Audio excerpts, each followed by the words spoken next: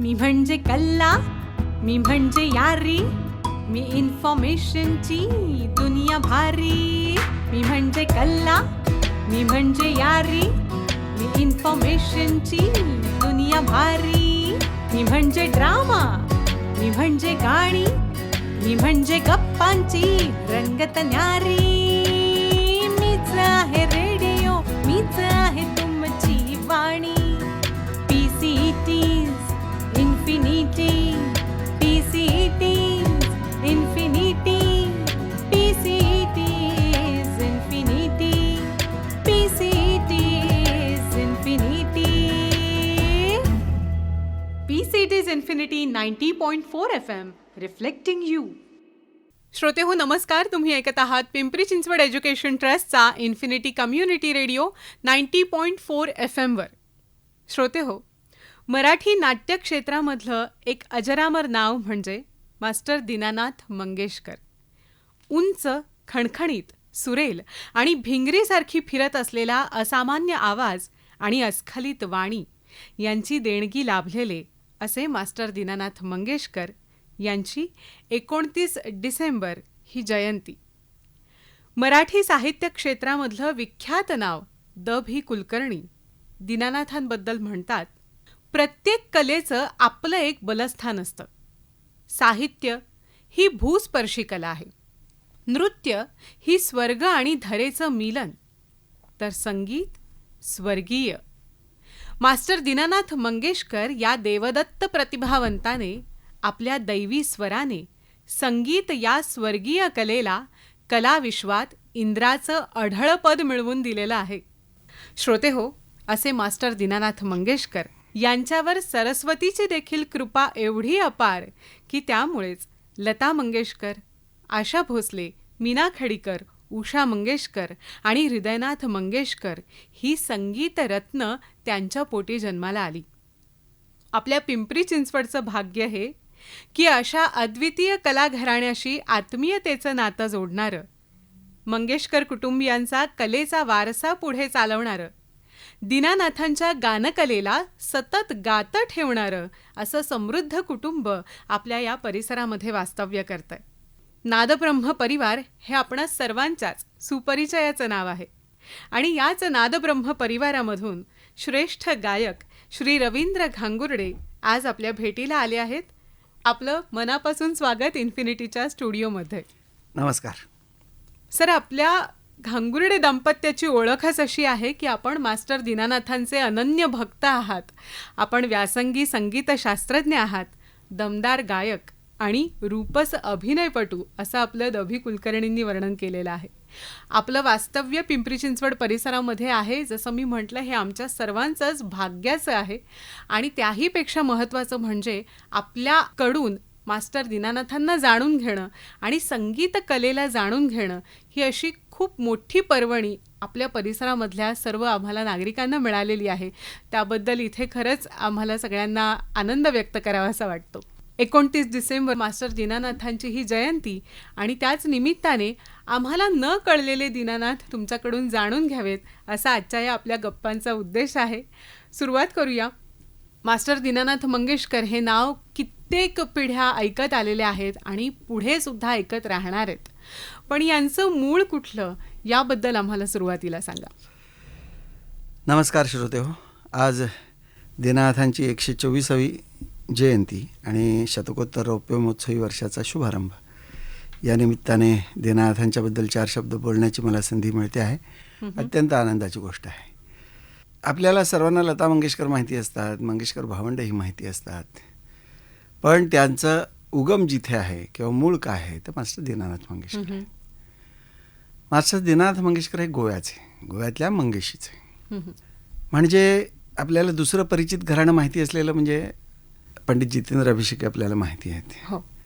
तर ह्यांचं मूळ जे आहे ते अभिषेकी घराण्यांपासून आहे.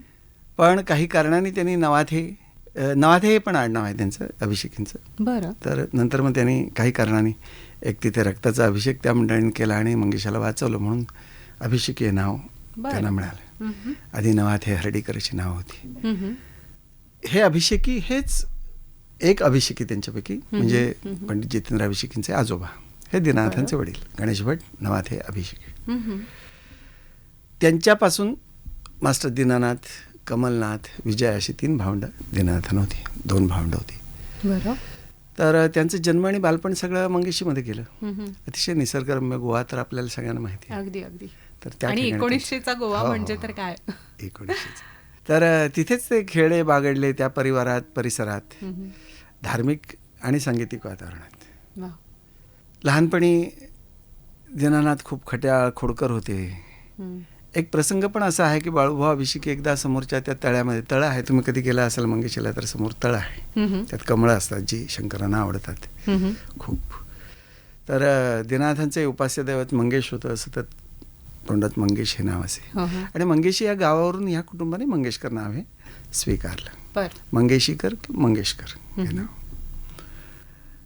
खेळत होते, बागडत होते आणि ती एकपाठी होती. त्यांना संगीत आणि ह्या अध्यात्मविषयक जे काही तेथे चालायचं सगळं ते बारकाईने पाहत असत. वर्ष 5 पासूनच ते चांगलं गायला लागले आणि त्याची कीर्ती गोव्यात पसरली की हा मुलगा मंगेशीचा फार छान गातो.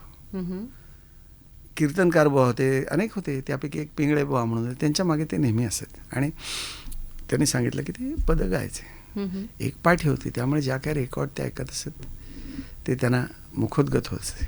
शिवाय तिथेच त्यांनी रघुनाथ बुवा माशेलकर यांच्याकडे तालीम घ्यायला त्यांच्या आईने त्यांना पाठवलं होतं. आधी थोडे दिवस सारंगीची तालीम घेतली आणि मग गाण्याची तालीम. रघुनाथ माशेलकर हे उर्फ बाबा माशेलकर हे पंडित भास्कर बुवा बखले यांचे सहाध्यायी होते. आणि संगीत शाकुंतल नाटक पहिलं झालं तेव्हा त्याच्यात पखवाज त्यांनी वाजवला होता. तर ते तिथे गोव्यात स्थायिक होते. त्यांच्याकडे दीनानाथ त्यांनी शिकायला सुरुवात केली. त्यांची कीर्ती सगळीकडे पसरली. पण दीनानाथांना स्वतःची म्हणजे जाणीव जी होती ती जन्मापासून होती. मला भगवंताने काहीतरी विशेष कारणासाठी पाठवलं. ते बिदागी जगात नसते, बिदागी असे 1 पैसा. तर मग जेव्हा मंगेशीला ते प्रसिद्ध झाले, मग गोवा गव्हर्नमेंटने त्यांना बोलावलं, मंगेशीला सत्कार झाला, तेव्हा ब्रह्मवृंदाने जे त्यांना मानपत्र दिलं त्याच्यात त्याने म्हटलेले 1 पैशा लागी पदे म्हणून दाखवी 5, तोच दिना हा म्हणता आश्चर्य वाटे साच. की हा तेव्हाचा मुलगा आम्हाला आठवतोय. हा काळ फक्त 41 वर्षाचा आहे. 1900 साली ते जन्मले आणि 1942 एप्रिलला ते गेलेत. आणि हे 1900 जे साल आहे ते समता ते जन्माला आले. ते 29 डिसेंबरला, म्हणजे ते 1900 धरायचंच नाही. 41 वर्षाचं आयुष्य. तर 1 पैशाला 5 पदं म्हणून दाखवायचे असं त्यांचा उपक्रम चाले. तर असं गमतीशीर होते ते.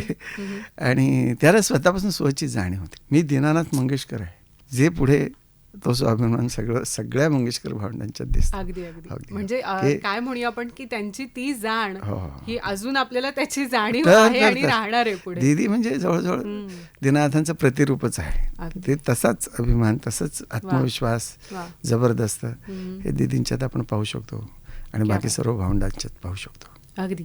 ही जाणीव असून सुद्धा अनेक गुरूंकडून त्यांनी खूप प्रामाणिकपणे आणि खूप व्यासंगाने शिक्षण घेतलेलं आहे संगीताचं. तर त्यांच्या संगीत शिक्षणाबद्दल काय सांगाल?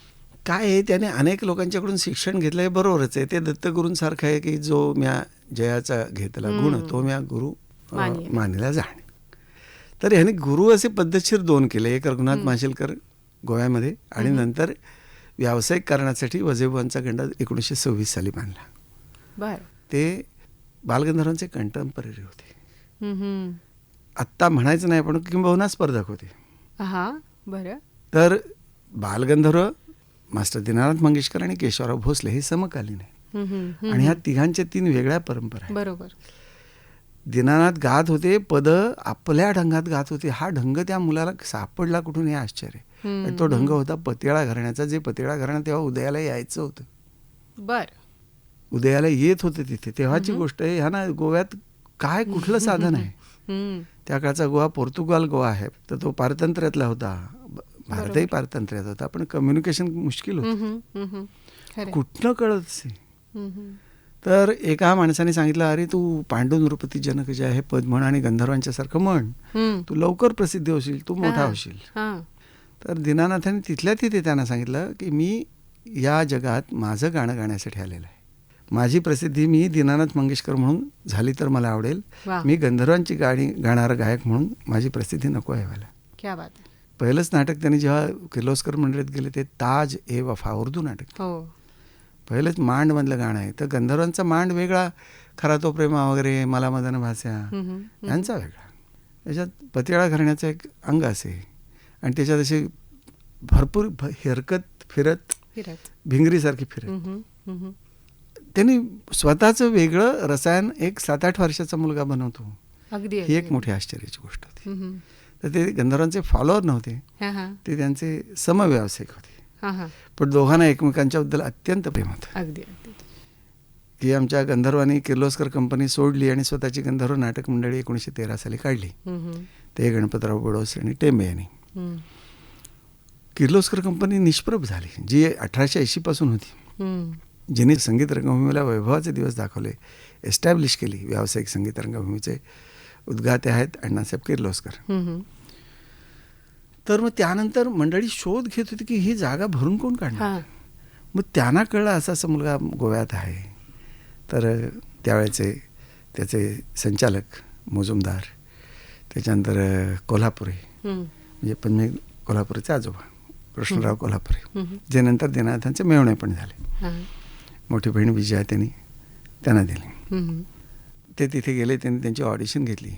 पहिल्याच दिवशी त्यांनी सुहास उग्राई मधली बंदिश त्यांना ऐकवली. हे अनवट राग आहे, साधे भूप पिंपलाच गाताना मारामारीचे. आमच्या गंधर्वांनी जे रुळलेले राग आहेत त्याच्यावर जास्त राज्य केलं. म्हणजे हे जणू यांच्यासाठीच बनलेले आहेत, बालगंधर्वांसाठी. बागेश्री, भीमपलास, भूप, हे यांना सर्व काही एकपाठी होते. ती जे कानावर पडेल ते आत्मसात लगेच करत होते. त्यामुळे त्यांचे गुरु, मुख्य गुरु ते स्वतःच आहेत असं म्हणायला पाहिजे. आणि मग बाकीचे हे 2 गुरु आहेत. त्याच्यानंतर बाकीचे अन्य विद्यागुरु आहेत. गंधर्वांनी म्हटलेलं आहे की हा मुलगा जर मला मिळाला असता तर मंगेशीपासून मुंबईपर्यंत पैशाच्या पायघड्या घालून मी ह्याला माझ्या कंपनीत आणलं.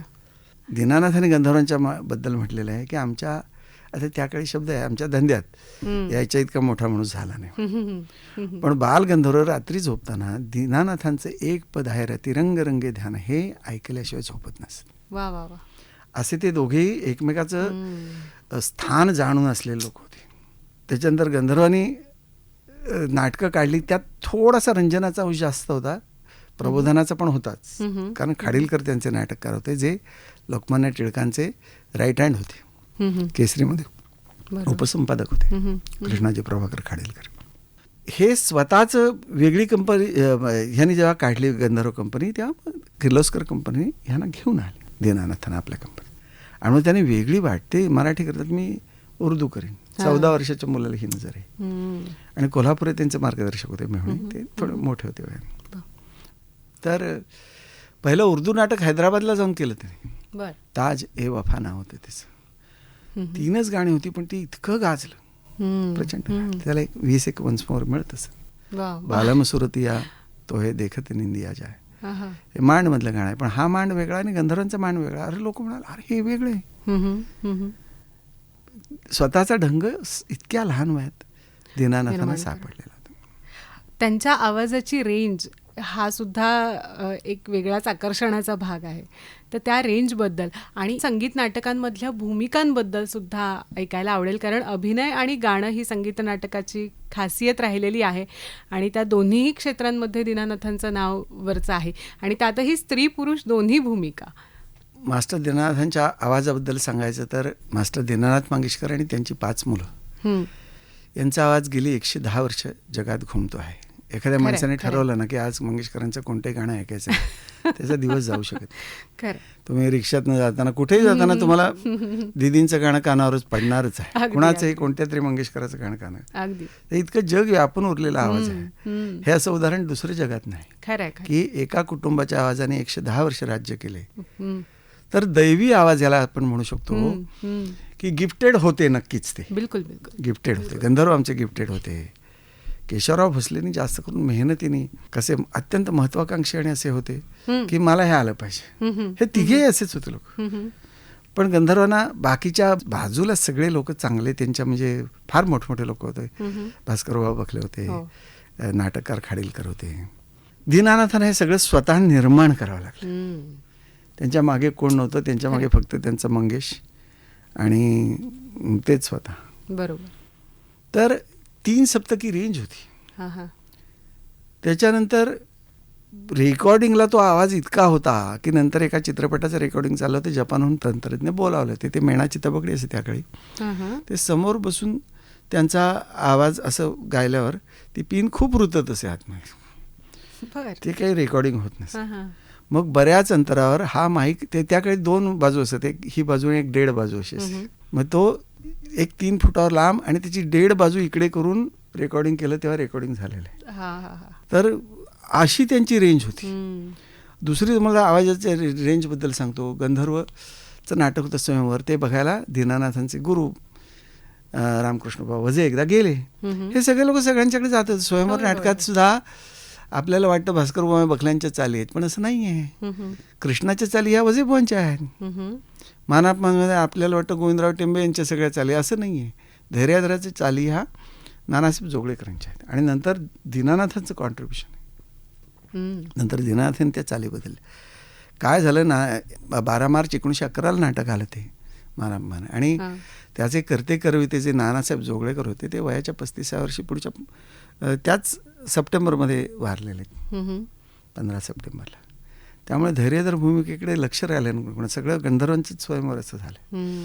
मग नंतर केशवराव भोसलेंना ती परमिशन मिळाली, ते करायला लागले, तेव्हा धैर्यधराचं मानापमान एक वेगळं झालं. आणि मग जेव्हा 1927 साली दीनानाथांनी ते केलं, तेव्हा दीनानाथ जे करत त्याला दीनानाथ स्पर्श असे स्वतःचा. केशवरावनी पण वजेबुवांना गुरु केलं, त्या चाली ते अतिशय दमदार गात असत. आमच्या दीनानाथाने एका ठिकाणी म्हटलेलं आहे की माझं गाणं मी कसं बनवलं, तर म्हणाले मी केशवरावांची तडप घेतली, बालगंधर्वांचा गोडवा घेतला आणि माझ्या गळ्यातल्या फिरतीची आणि माझ्या प्रतिभेची त्याला जोड दिली. असं करून मी माझं गाणं बनवलेलं. म्हणजे ते त्यांचे समकालीन होते, तरी पण मी एकमेकांचे गुण किती घेत होते. मग अशी सांगितलं तसं यांची ती रेकॉर्ड ऐकल्याशिवाय झोपत नसत गंधर्व. तर दीनानाथांच्या गाण्याचा आत्मा कशात आहे हे याचं सुद्धा उत्तर याच्यात आहे की दीनानाथ अतिशय तानबाजी त्यांची ऐकण्यासाठी नुसती तोबा गर्दी असे. तो त्यांच्या गाण्यातला क्लायमॅक्स होता, पण तो त्याचा आत्मा नव्हता, सोल नाही. अतिशय भारदस्त आलापी हे त्यांचं वैशिष्ट्य होतं. ते म्हणायचे की माझं गाणं आलापीत आहे, पण आपल्याला दीनानाथ म्हटलं की ती भिंगरीसारखी तान अशी कर कर कर कर कर कर कर कर कर कर. तर तिरंग रंगेधान ही ती रेकॉर्डिंग ऐकूनच झोपत असत. तर आवाजाचं त्यांच्या म्हणजे हे एक विरोधी गुण होते त्याच्यात. गंधर्वांचं गाणं गोड होतं, कुठे वाद आहे, निश्चितच गोड होतं. केशवरावांचं गाणं असं दमदार आणि तडफदार होतं. तर दमदार तडफदार मोठा आवाज जेव्हा असतो तेव्हा तो वृक्ष किंवा काही वेळा नको ऐकायला असं वाटतं, आपल्याला वाटू शकतं. परंतु ह्यांचा आवाज जो होतो एकाच वेळेला तेजस्वी आणि मधुर, तेजस्वी धारदार असून सुद्धा गोड, की हे विरोधी कॉम्बिनेशन दीनानाथांच्यामध्ये होतं. त्याला कारण ते मॉड्युलेशन पण करत होते, त्यांना शास्त्रीय संगीताचं पुरं मर्म माहिती. त्यामुळे माझा आवाज मोठा आहे म्हणून जिथे पाहिजे तिथे मोठा, कारण त्या काळी माईक नव्हते, शेवटच्या श्रोत्यापर्यंत जायला पाहिजे. तर वजेबुवा स्वयंवर नाटकाला आले होते आणि गंधर्वांचं गाणं तितकं रंगत नव्हतं. ते म्हणाले अहो नाना काय आज थोडं रंगत नाही. ते म्हणाले काय करायचं हो बुवा, तिकडे तुमचा शिष्य जे 2 किलोमीटर अंतरावर दुसरं थिएटर होतं, तिथे रणधुंबी चाललंय, त्यांचं दिव्य स्वातंत्र्य रवी चाललंय, ते माझ्या कानात घुसत आहे. तर दिनाचा आवाज ऐकला की मला माझं गाणं सुचत नाही.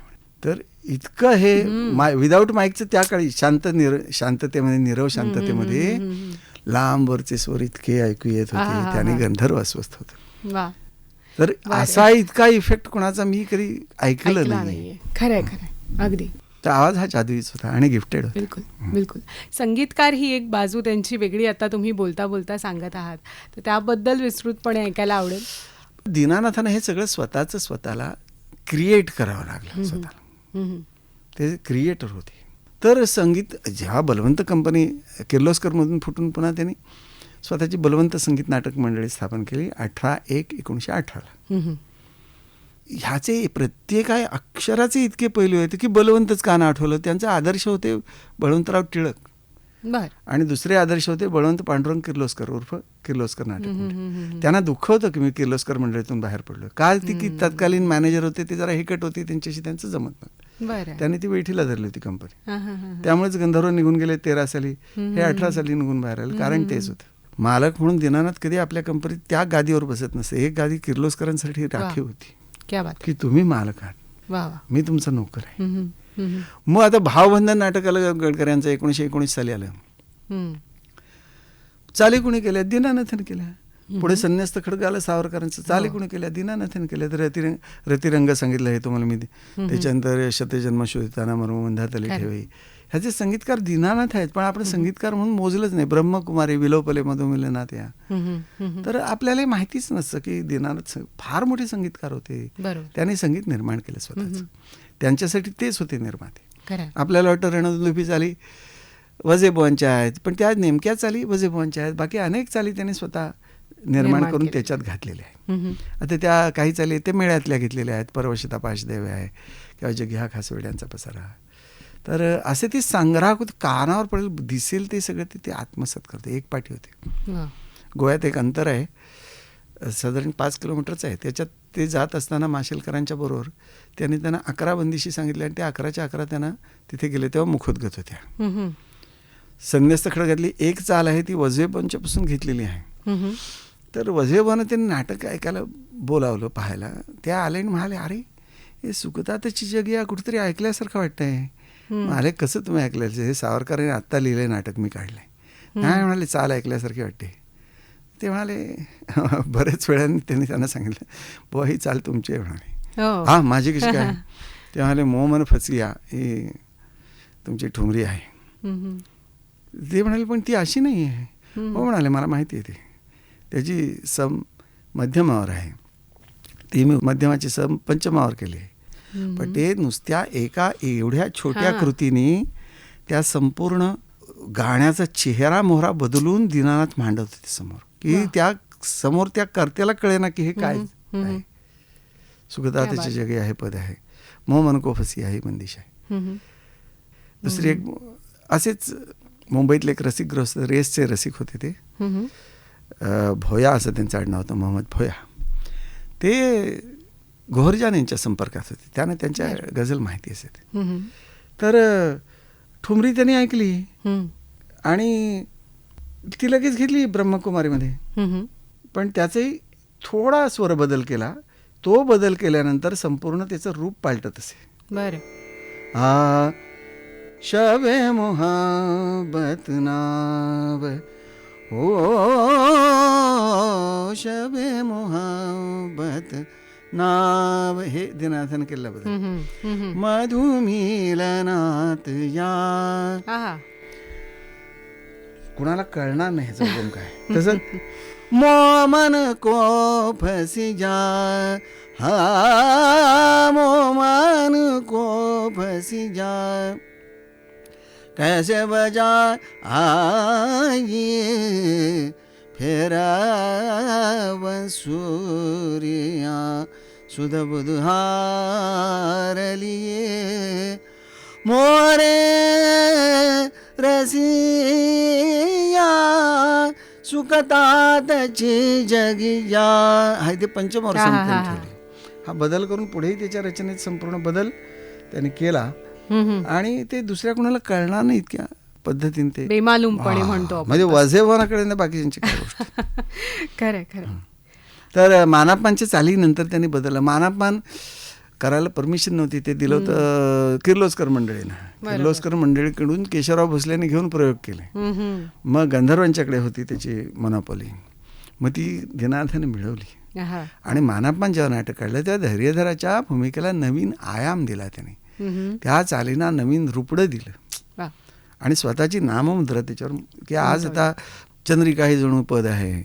आधी दादऱ्यात होतं ते, आ चंद्रिका ही जणू ठे बीजा, अशी मूळ चाल आहे. तर नंतर मग ती अध्या 3 तालात झाली. दीनानाथांनी रूपकात केली. ते मला झटकन पटकन मला सम मिळाली पाहिजे. हे मी चंद्रिका ही जणू ठे बीजा एवढा मुखडा 16 मात्राचा आहे तो नकोय मला. चंद्रिका ही चंद्रिका. झटकन ग्रीप कसं घेईल गाणं, पटकन सुरू केल्या एका मिनिटात माझा रंग मला कसं जमवता. वा. आता हे दिदीनं आत्मसात आहे म्हणून 3 मिनिटाच्या गाण्यात ते चमत्कार करून गेले आहे. बडे अगदी, गुलाम अली अगदी. म्हणायचे, मला काम काही प्रभाव निर्माण करायला मला अर्धा तास जातो, ते ही मुलगी 3 मिनिटात करते म्हणाले. हा दीनानाथांचा गुण आहे तो. आता आपल्या बोलण्यामध्ये सावरकरांचं नाव आलंय. संन्यस्त खड्ग नाटक त्यांचं केलेलं आहे मास्टरांनी, आणि त्यांची वीरवृत्ती. सावरकर या नावाशी आणि त्यांच्या देशभक्तीशी सुद्धा मंगेशकर कुटुंबियांचं एक वेगळं नातं आहे, आपल्या सर्वांना माहिती आहे. तर त्याबद्दल सुद्धा आम्हाला सविस्तर ऐकायला आवडेल की हे काय ऋणानुबंध होते. सावरकरांचं चरित्र अतिशय अद्भुत आहे. अनेक वेळेला ते मृत्यूला हुलकावणी देत देत असे जगलेले आहेत. 50 वर्ष काळ्यापणाची शिक्षा म्हणजे तो माणूस जिवंत येण्याची शक्यता नाही. खरं. 1911 ते 21 त्यांनी हालअपेष्टा खूप भोगल्या.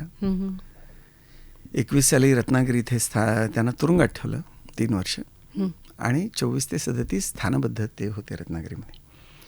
स्थानबद्ध होते म्हटल्यानंतर आमचे पहिले रत्नागिरीचे लोक त्यांच्याकडे गेले, तात्याराव आम्हाला काहीतरी नाटक करून द्या. त्यामुळे वेळा आहेस का रे, आत्ता मी कुठे श्वास टाकतो, जरा 24 सालचीच गोष्ट आहे.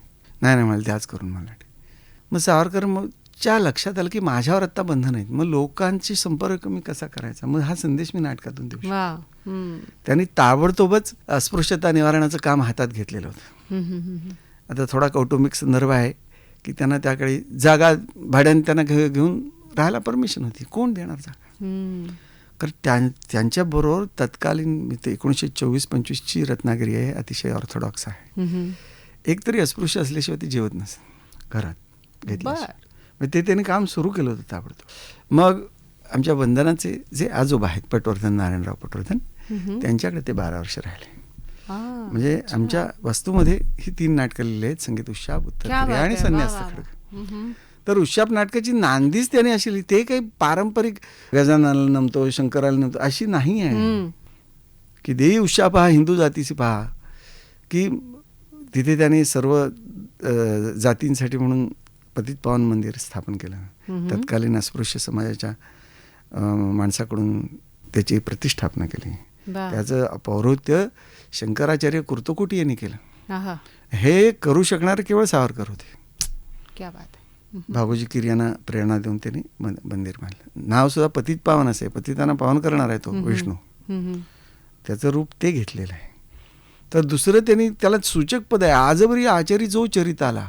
माझं स्वतःचं चरित्र इतकं आहे की त्याच्यावर तुम्ही नाटकं लिहिली पाहिजेत. तुम्ही काय मला सांगता नाटक लिहायला.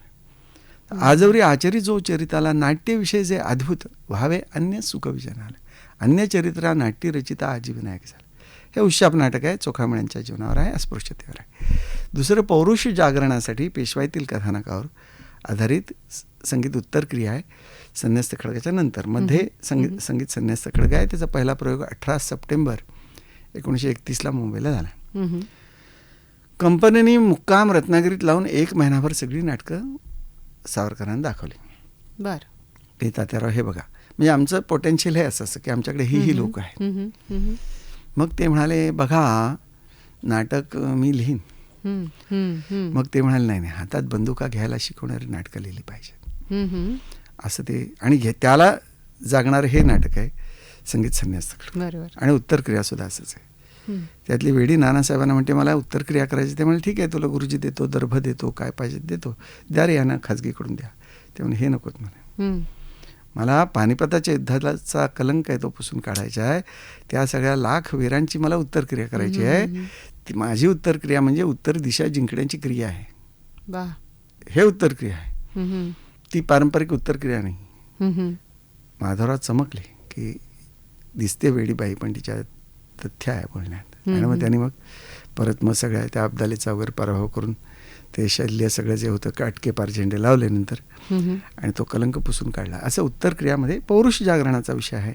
संन्यस्त खड्ग म्हणजे अहिंसा प्रतिवादाचा विषय आहे. पण लोकांना वाटतं हे गांधीजींसाठी आहे, पण गांधीजींचं असं त्यांच्याबद्दल असं नाही. तेव्हा गांधीवादाचा उदय व्हायचा होता, बरोबर, जेव्हा ते एस्टॅब्लिश व्हायचं होतं तेव्हापासून ह्यांचा विचार आहे गौतम बुद्धांच्याबद्दल.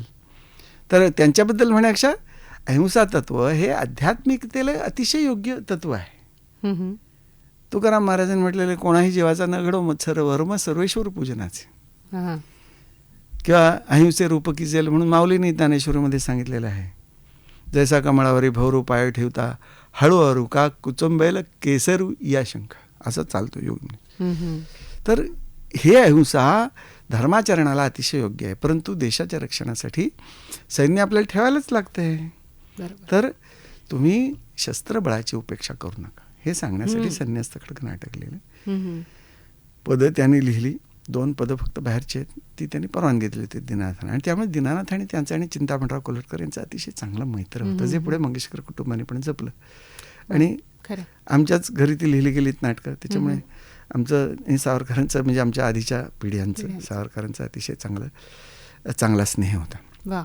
कारण त्या काळात त्यांना वास्तव्याला आपल्या घरी ठेवणं हे सुद्धा थोडंसं समाजदृष्ट्या धाडसाचं होतं. ते धाडस पटवर्धनांच्यात होतं. 4 महिने प्लेग झाला म्हणून शिरगावला दामल्यांच्याकडे राहिले ते, तर त्यांना दामल्यानं वाईट टाकलं लोकांनी. पटवर्धनाने टाकतील अशी कोणाची ताकद नव्हती. तर हे सगळे आपल्याला आत्ता मी जसं तुम्हाला सांगितलं ते गोव्यात राहत होते, हे आपल्याला आत्ता सोपं वाटतं, इथनं गेलं विमानाने गोव्यात. पण तत्कालीन पोर्तुगीज गोवा आहे, तिथनं महाराष्ट्रात येणंही मुश्किल होतं. असं आहे. तर त्या काळच्या इतिहासाच्या दृष्टीने पाहायला पाहिजे. तर सावरकरांचं तेजस्वी बाणास दीनानाथांचा म्हणजे ते रसायन राखतात त्यांच्या धमनीत संपूर्णपणे राष्ट्रभक्ती, तीच पुढे मंगेशकर भावंडात पण आहे. दीदी अतिशय राष्ट्रभक्त आमच्या हृदयनाथजी. संगीतकार म्हणून, गायक म्हणून, अभिनेते म्हणून मास्टर दीनानाथ मंगेशकर सगळ्यांना परिचित आहेत.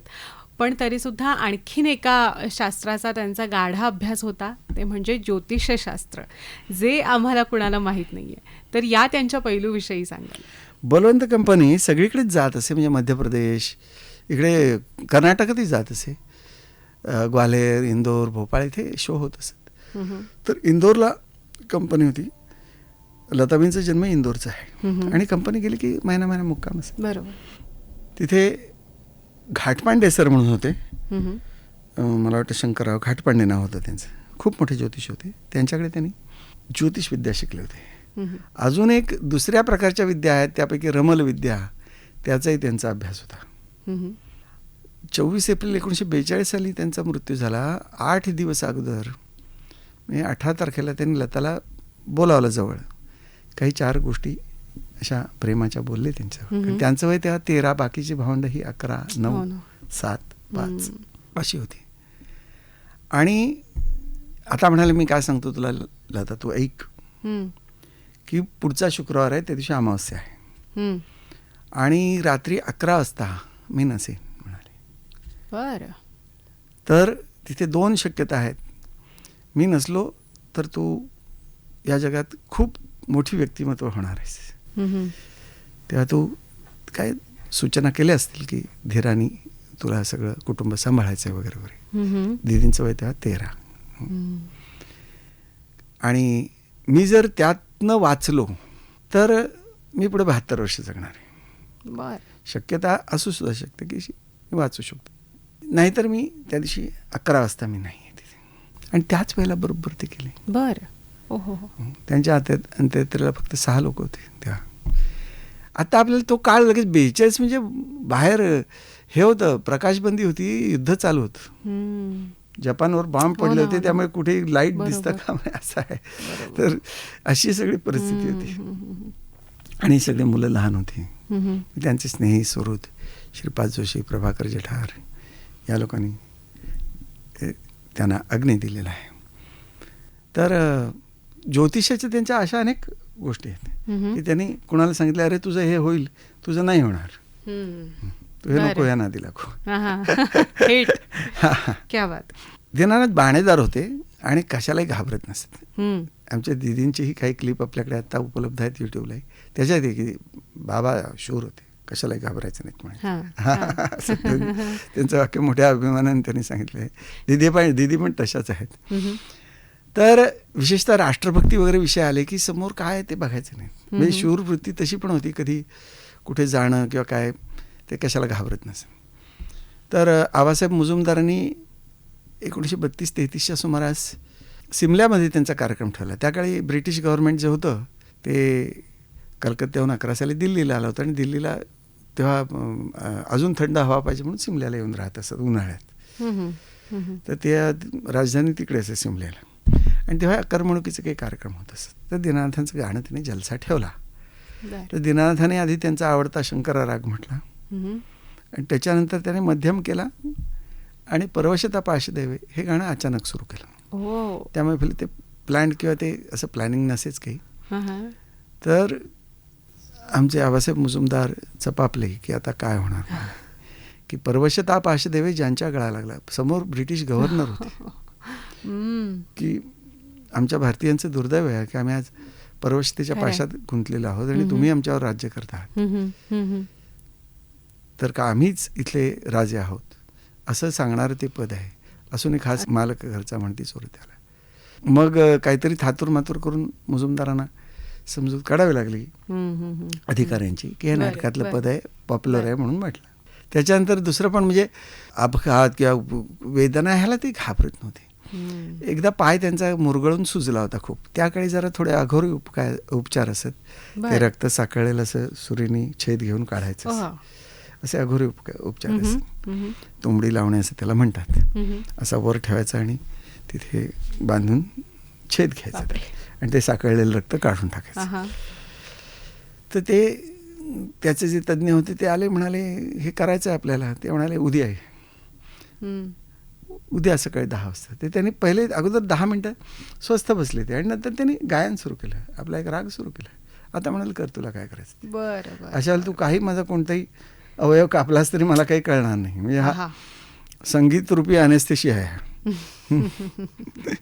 तर अनेस्थेशिया नाही, दुसरी स्वतःचा निर्धार दृढ आहे. अगदी. तर मनाने निर्धार केला की आपल्याला वेदना जाणवत नाही. बरोबर. अशी कितीतरी उदाहरणं आहेत. आधीची युद्धातली पण आहेत. बापू गोखल्यांचं आहे उदाहरण की एकदा असे दाढी करताना वस्त्रा लागला, ते असं केलं त्याने. तर ते नापित म्हणाले काय हो बापू गोखले ते हेच का. तर ते म्हणाले अरे मी आता घरात बसलोय, कौटुंबिक बापू आहे. तुला बापू बघायचं असले तर विजयादशमीला ये तिथे आणि मग मी तुला सांगतो बापू गोखले काय ते. ते त्याने शनिवार वाड्यावरनं सीमोल्लंघन केलं. आता म्हणाले बघ म्हणून भाला घेतला आणि आपल्या पायात असा संपूर्ण रोवला. त्यामुळे आता मी प्रिपेअर्ड आहे तिच्यासाठी. आता मी माझ्यावर 1000 वार झाले तरी तेव्हा मी बेसावत असताना पटकन हे झालं की रिफ्लेक्स ॲक्शननी पटकन असं होतं. तर असे एक एक निर्धार हे यांचं संगीताचा उपाय होता. आणि दुसरं म्हणजे स्वतः निर्भय होते. 2 गोष्टीमुळे जे काय ऑपरेशन करायचं कर. वा. मास्टर दीनानाथांचं स्वतःबद्दलचं काय मत होतं. आपण सुरुवातीला बोललोच, पण तरीही त्यांच्या आत्मनिवेदनाबद्दल सुद्धा सांगाल. त्यांना स्वतःला जाणीव होती की मी दीनानाथ मंगेशकर आहे. म्हणजे मी काहीतरी आहे, मला परमेश्वराने काही स्पेशल कार्यासाठी पाठवलेलं. आता गाण्याचंच म्हणाल तर गाण्याच्याद्वारे त्यांनी आणि नाटकाच्याद्वारे करिअर आपलं बनवलेलं आहे. तर ते म्हणत होते की रंगभूमीवर अनेक लोक गातात, पण माझ्या इतका शास्त्रीय संगीताचा पक्का पाया असलेले लोक 3-4च आम्ही आहोत.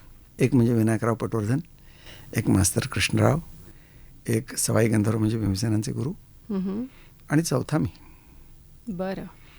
तर शास्त्रीय संगीतातला कोणताही राग सांगा आम्ही गाऊ शकतो अर्धा तास मैफिलीत. अनवट सुद्धा, लोकप्रिय सुद्धा.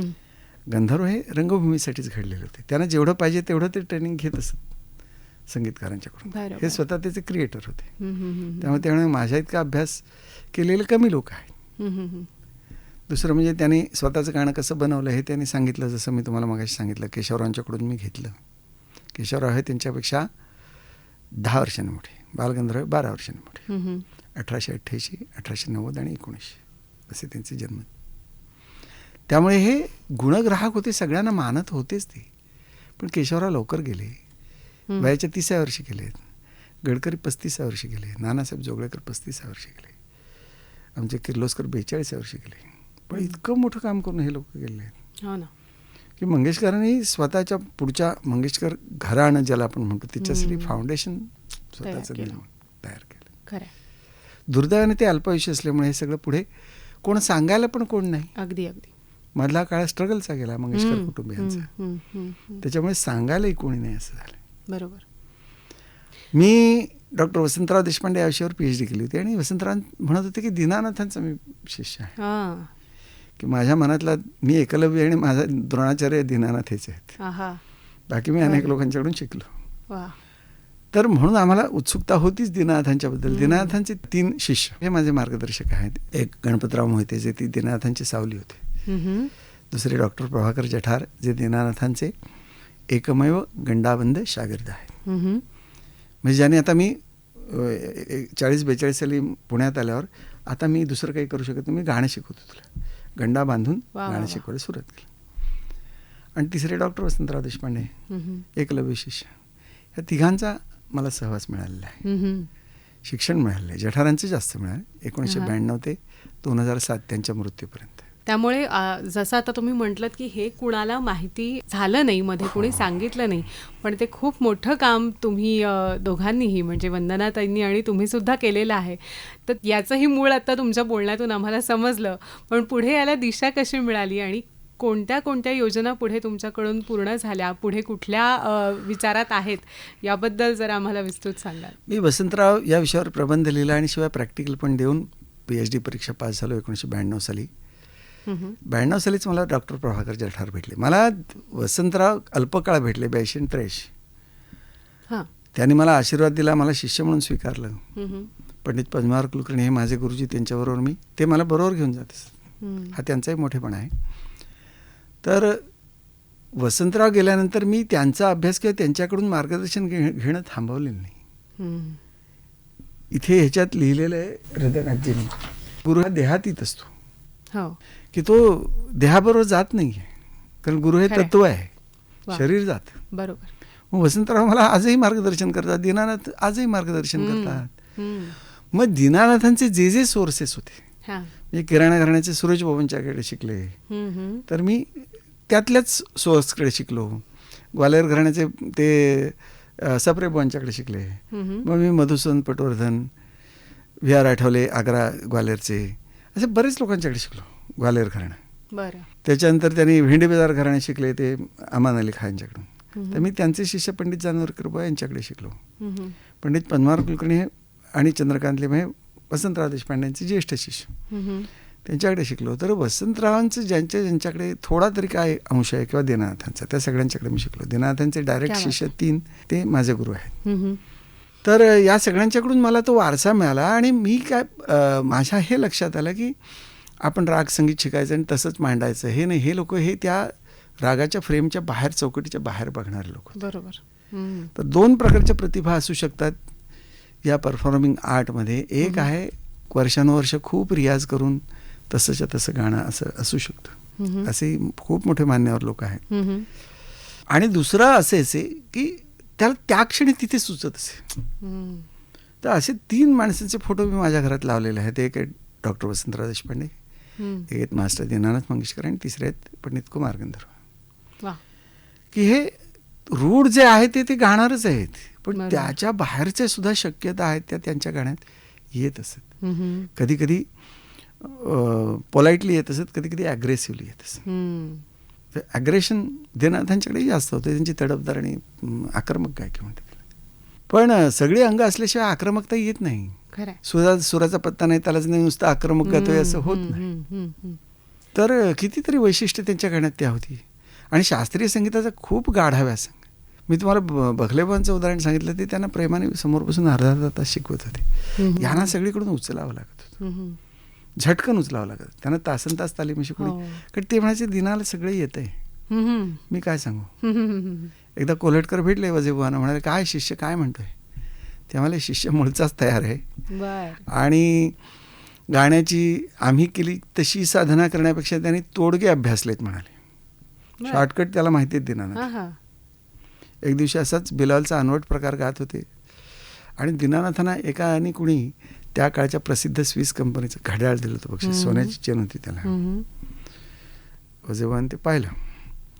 तर दीनानाथांनी तो राग ऐकला. ते म्हणाले, बुवा फार छान राग आहे, मला शिकवता का. हे मला शिकवतो दिना, पण बघ तुझं घड्याळ देतो का मला.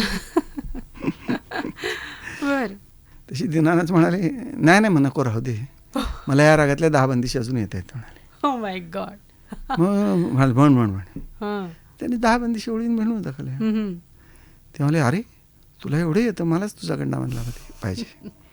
तर कधी शिकला, कुणी दिला तुला या बंदिशी? कुणी नाही म्हणाली. राग कधी ऐकला? म्हणे आत्ताच ऐकला तुमच्याकडून. बर, ह्या बंदिशी कुठल्या? नाही म्हणाले दुसऱ्या रागातल्या मी इथे फिरवले. हो हो हो हो हो.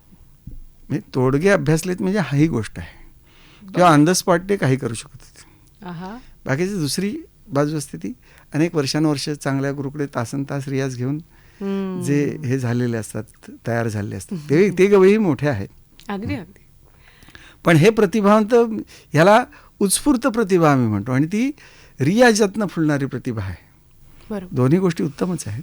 खरंय. तुम्ही जसं आपण सुरुवातीला म्हटलं होतं की 110 वर्ष एका घराण्याचा आवाज अधिराज्य कसं करू शकतो, याचं उत्तरच मला वाटतं हे आहे की ते उपजत आहे, ते दैवी आहे, आणि ते प्रत्येक गोष्टीच्या मर्यादा असतात. जसं आपण म्हणूया की मानवी प्रयत्नांना मर्यादा असू शकतात, पण दैवी जे मिळालेलं आहे आणि जे भरभरून दिलं गेलं आहे ते कुणी काढून नाही घेऊ शकत, ते वाढवून नाही मिळू शकत. ते आहे ते तेवढं आहे, आणि ते मला वाटतं की वेगळ्याच निष्ठेने पुढे चालत आलेलं आहे, पुढे चालत राहील सुद्धा. तुमच्यासारख्या अनेक दिग्गज कलाकारांनी तो वारसा खूप जणांपर्यंत पोहोचवण्याचं सुद्धा काम केलेलं आहे. ते सुद्धा पुढे असंच चालू राहावं या सदिच्छा द्याव्याशा वाटतात. तुम्ही अनेक नाटकं त्यांची पुनरुज्जीवित केलीत, ही सुद्धा एक विशेष गोष्ट यातून सांगावीशी वाटते. त्यांच्या जयंतीच्या निमित्ताने आपण संगीत महोत्सव साजरे करत असतो. या सगळ्या प्रयत्नातून जे दीनानाथ अजरामर आहेत असं आपण म्हणतो, तर ते राहावेत यासाठी सुद्धा प्रयत्न करावे लागतात, आणि ते तुम्ही दोघेही मिळून करता आहात. जसं मी तुम्हाला सांगितलं, दीनानाथ शास्त्रीय गायक लताबाईंनी वेगळंच विश्व वेगळं, तर ते संस्कार ते घेऊन दुसऱ्या क्षेत्रात आमची सावनी पण काम करते आहे. अगदी. तर त्यामुळे ती मंगेशकरांच्या जवळ जास्त लवकर पोचली की त्यामुळे अरे हां, ही बाबांच्या संगीताने संस्कारित मुलगी आहे. मग त्याला सगळं कळतं आहे. ते जो स्वर आपला दैवी किंवा असा मॅजिकल बनवणे हा आहे. कारण नुसत्या इतक्या हर्ट्जचा आवाज म्हणजे आवाज नाही गाण्याचा आवाज, तो फक्त ध्वनी आहे. त्याला स्वररूप आणि एक तेजस्वी स्वर किंवा मधुर स्वर करायचा, तर तो आम्ही दीनानाथ पद्धतीने करतो, एवढंच. अगदी अगदी. त्याची प्रेरणा दीनानाथ आहेत, वसंतराव आहेत, कुमारजी आहेत. खरंच. तर दीनानाथांच्या आवाजातनं आम्हाला सगळंच हे कळतं की काय करायला पाहिजे, कसं करायला पाहिजे. वेगवेगळे किती व्हरायटी आहेत किती 36 रेकॉर्ड आहेत. माझ्याकडे 52 आहेत, काही रिपीट आहेत, पण तेवढ्याच बाजारात आहेत 36. तर प्रत्येक गाण्यात वेगवेगळे, पण जसं मी तुम्हाला सांगितलं रतिरंग रंगे ध्यान हे आलापीचं गाणं, तर नाही ताण कुठे. वेगवेगळ्या रंगाची, वेगवेगळ्या ढंगाची गाणी. श्रोते हो, आपण सुरुवात केली होती की न कळलेले दीनानाथ आम्हाला कळावेत, असा या गप्पांचा उद्देश आहे. आणि मला वाटतं अनेक पैलू मास्टर दीनानाथ यांचे त्यांच्या गाण्याच्या पलीकडले सुद्धा आपल्याला रवींद्र घांगुर्डे यांच्याकडून समजलेले आहेत. गाणं ऐकताना सुद्धा मला वाटतं सर याचा श्रोत्यांना खूप जास्त फायदा होईल, कारण जसं आपण म्हणतो की जाणून जेव्हा त्याचा आपण उपभोग घेत असतो तेव्हा त्याचा वेगळाच परिणाम आपल्याला सुद्धा अनुभवायला मिळतो, आणि या गप्पांनंतर तो अनुभवायला मिळेल हे नक्की. आत्ता आपण बोललो आणि गेलं हवेतीवरून असं नाही आहे. सुदैवाने आम्ही हे सगळं ज्या गोष्टी आहेत ते शब्दरूप केलेलं आहे. डॉक्टर वंदना घांगुर्डेंनी त्या विषयावर PhD केली, आणि ब्रीद तुझे जगी दीनानाथ हे पुस्तक आपण लोकांसमोर आणलेलं आहे, ज्याचं प्रकाशन खुद्द दीदींच्या हस्ते झालं. आणि कसे होते दीनानाथ काय, तर हे अनेक ठिकाणून मला फोन पण येतात की आम्हाला केवळ या पुस्तकामुळे कळलं किंवा अनेक गोष्टी त्यांच्या कळल्या. तर ते प्रेरणादायी आहे. आत्ताच्या लोकांनी, पिढीनी या गोष्टींचा अभ्यास करायला हवा आहे. त्याच्यानंतर त्याच्यावर फिल्म बनवलेली आहे 35 मिनिटाची की कोण होते दीनानाथ. त्याच्यानंतर हे पुस्तक आहे, त्याच्यानंतर दीनानाथ महोत्सव आहे, प्रदर्शनी आहे. तर अशा गोष्टीतून आम्ही लोकांना सांगत असतो दीनानाथ काय. आपल्या सगळ्याच नवीन कलाकारांनी, नवीनच नाही, जेव्हा कुठे आपल्याला अभ्यास करायला आपण सुरुवात करतो आहोत किंवा तशी इच्छा होते आहे, तेव्हा ही सगळी पुस्तकं ही कायम सोबत राहणार आहेत. ही पुस्तकाची एक वेगळीच पुन्हा एकदा खासियत आहे. दैवी संपन्नता किंवा दैवी गुणांनी संपन्न असलेला कलाकार म्हणजे तो कसा असतो, या सगळ्याचेच आदर्श म्हणजे मास्टर दीनानाथ मंगेशकर आणि एकूणच मंगेशकर कुटुंब आहे असं आपण नक्कीच म्हणूया.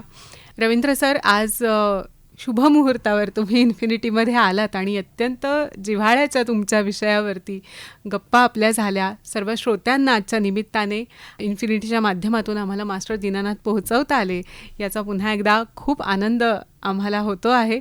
यापुढे सुद्धा वेगवेगळ्या कार्यक्रमांमधून उपक्रमांमधून आपण हा सांगीतिक वारसा पुढे नेण्याचं काम नक्की करूया. आज तुम्ही आलात आणि इतका छान गप्पा मारल्यात त्याबद्दल खूप खूप आभार. आणि श्रोते हो, आपल्याला सुद्धा अशा सगळ्या निमित्तांमधून आपल्याकडे असलेल्या वैभवाची ओळख होत असते, त्याची आठवण सातत्याने होत असते.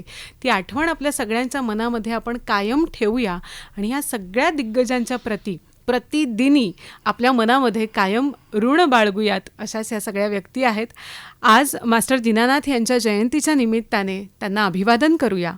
मी माधुरी आणि माझ्याबरोबर रवींद्र घांगुर्डे सर, आम्ही दोघेही या गप्पांमधून आपला इथेच निरोप घेतो आहोत आणि आपल्या या गप्पांची सांगता अर्थात आपल्या गायनाने व्हावी अशी एक इच्छा व्यक्त करते.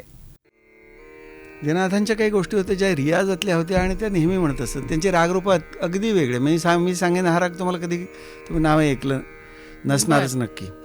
त्यांची वेगळीच रागरूप असायची. आता ही एक बंदिश ते नेहमी म्हणत असत, ती आहे शंकराभिहाग या रागातली.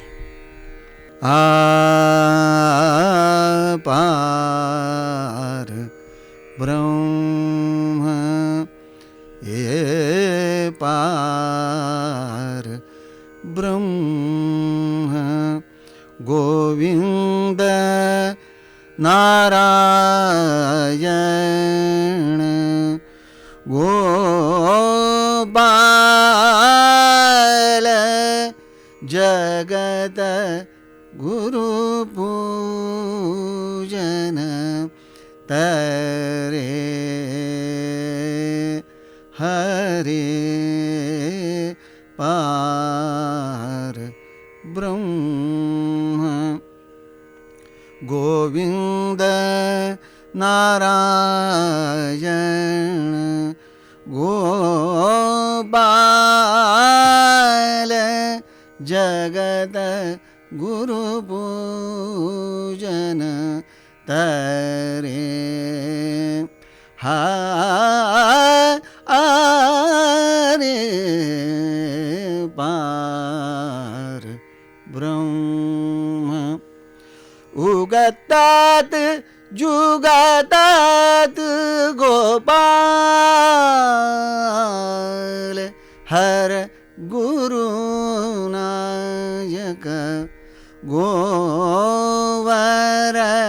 गोवरधान उद्धारण शरण आरे पार ब्रह्म ए पार ब्रह्म.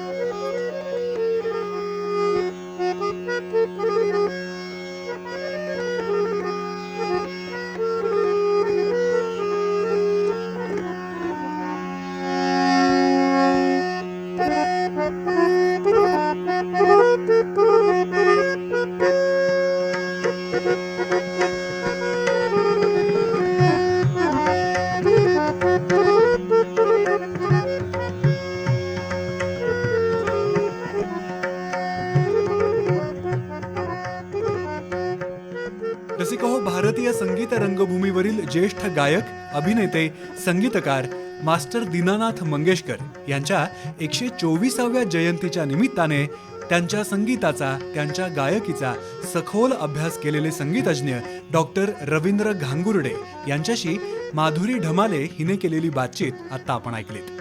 ही मुलाखत तुम्हाला कशी वाटली हे आमच्यापर्यंत जरूर लिहून पाठवा. त्यासाठी आमचा व्हॉट्सॲप क्रमांक आहे 93 71 33 26 83, अर्थात 9371332683. त्याचबरोबर आमचा हा कार्यक्रम तुम्ही जर का लाईव्ह स्ट्रीमिंग मोबाईल ॲपवरून ऐकत असाल तर तुम्हाला चॅट रूम नावाचा ऑप्शन समोर दिसेल. तिथेही तुम्ही तुमच्या प्रतिक्रिया आणि अभिप्राय नोंदवू शकता. ऐकत रहा PCET's इन्फिनिटी 90.4 FM, हा पिंपरी चिंचवडचा पहिला कम्युनिटी रेडिओ, रिफ्लेक्टिंग यू.